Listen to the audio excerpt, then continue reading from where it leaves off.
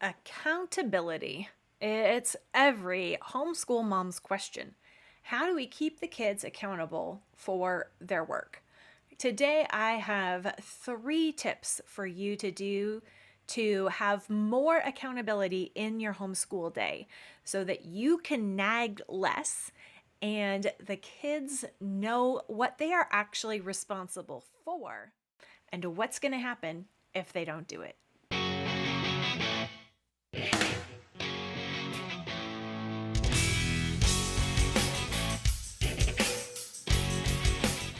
Hi, I'm Mystie Winckler, homeschool mom of 5 with 2 graduates and author of the book, The Convivial Homeschool, Gospel Encouragement for Keeping Your Sanity While Living and Learning Alongside Your Kids.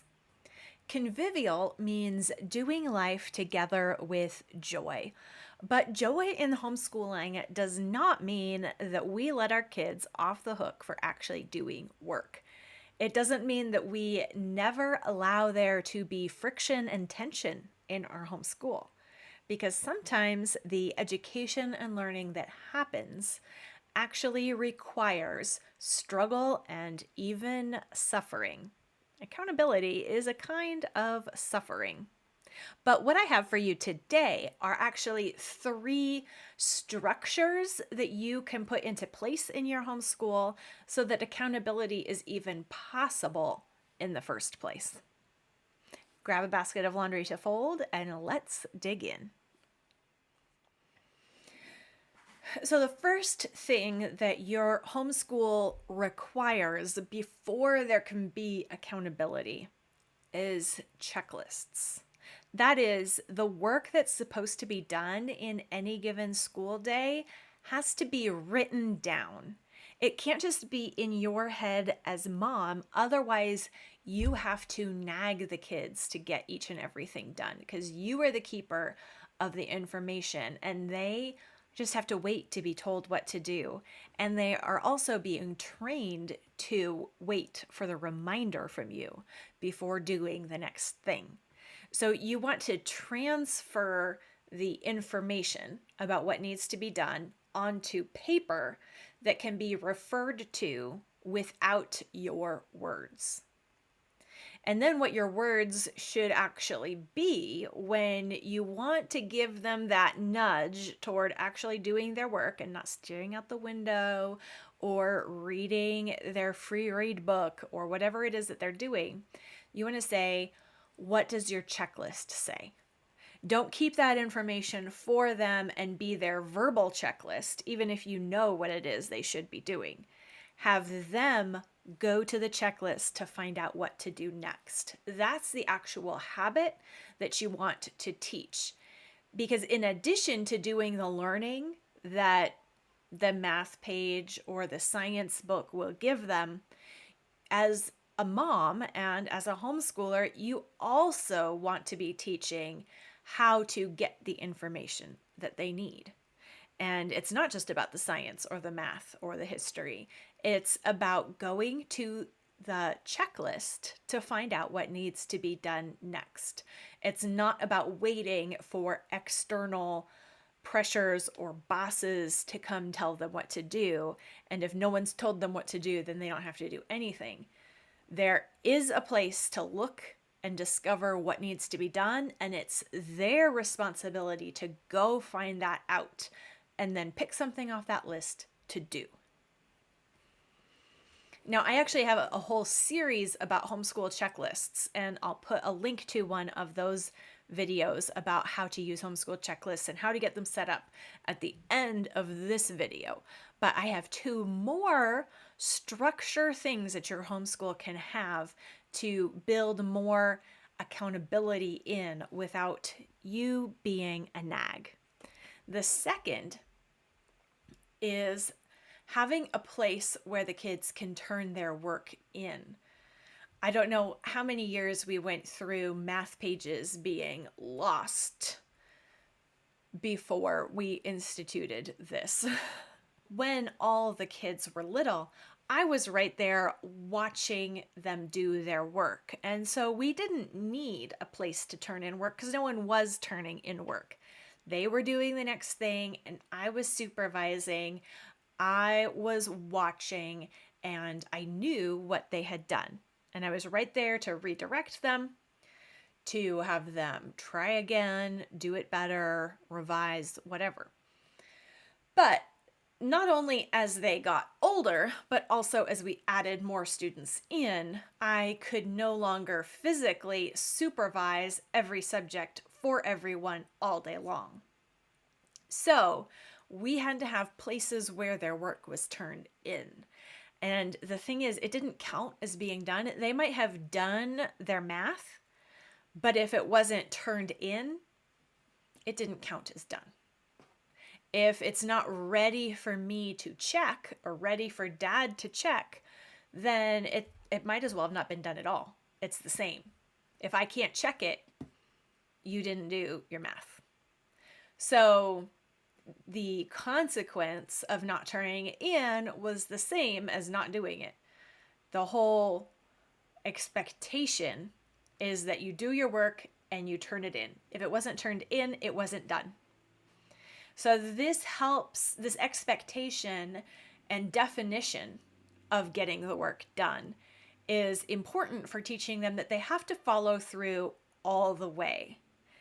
And most kids, especially the more bright students, will try to wiggle out of different definitions, or they will try to rephrase the work or have some say in what is actually important in their work.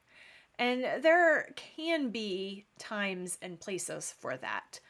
But it's also important for us as the parent and the teacher to kind of get out in front and make very clear upfront what the expectation is and what counts as done.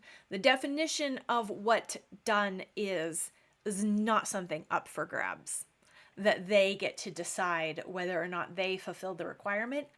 I assigned the work. I decide if it was good enough or not, if it met expectations or not. Now, I also need to communicate that clearly to the students. But a part of communicating the definition of what counts as done and also communicating accountability is actually following through on the given consequences.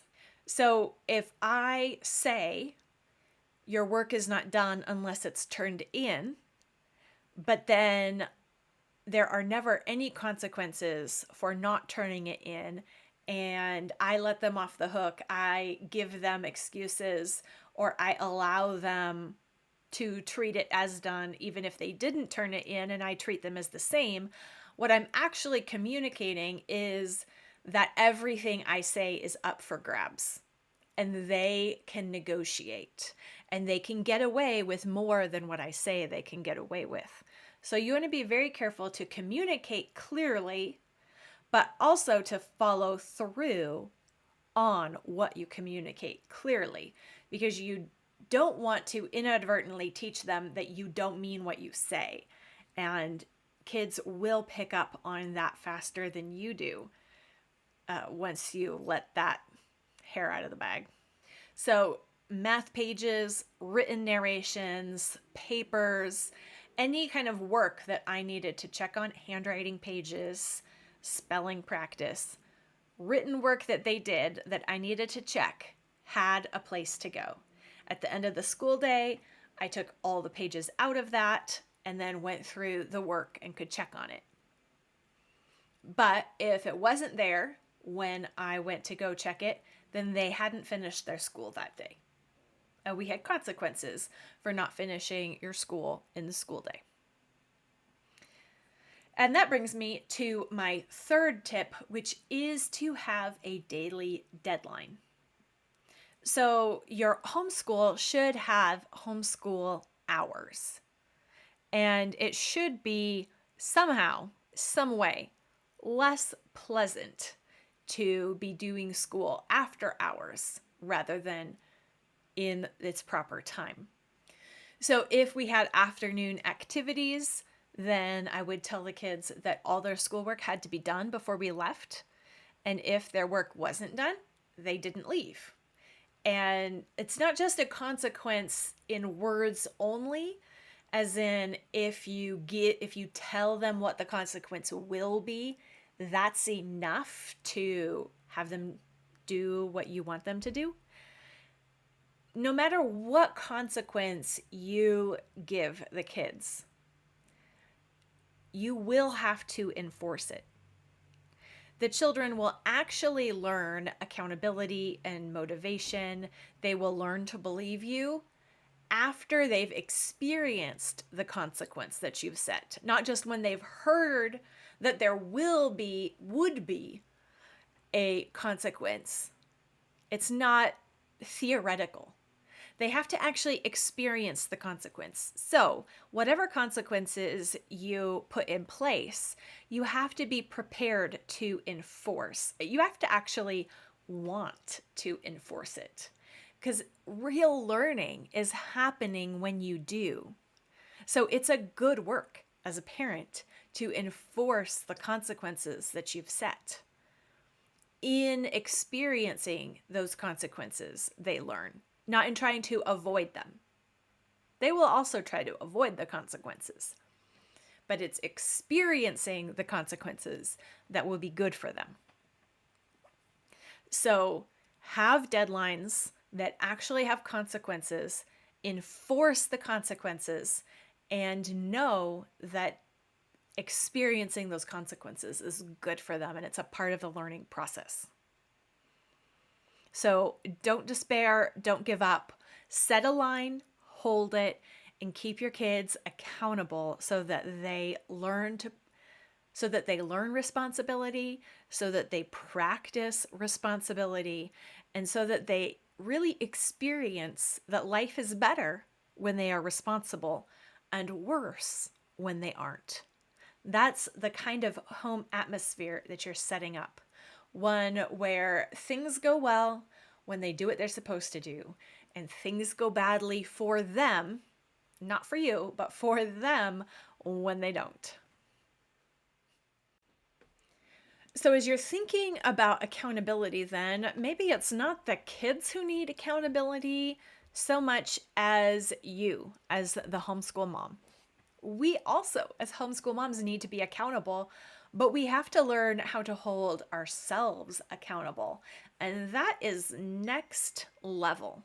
That's a level of accountability, a level of responsibility that most of us are not ready for.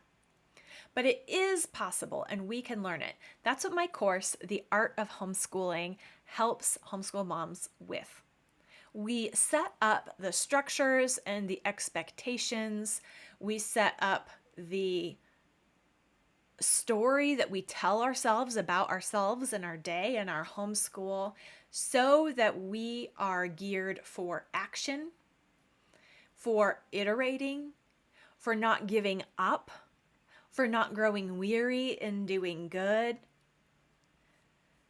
And yes, for holding ourselves accountable to do what we ought to be doing. We are about to start the Art of Homeschooling on August 30th as a community with extra community accountability and conversation around each module for the next 6 weeks. We would love to have you join us. You can find out more information in the description for this episode, or go to convivialcircle.com to learn more. We apply repent, rejoice, repeat to our homeschools and our lives inside Convivial Circle.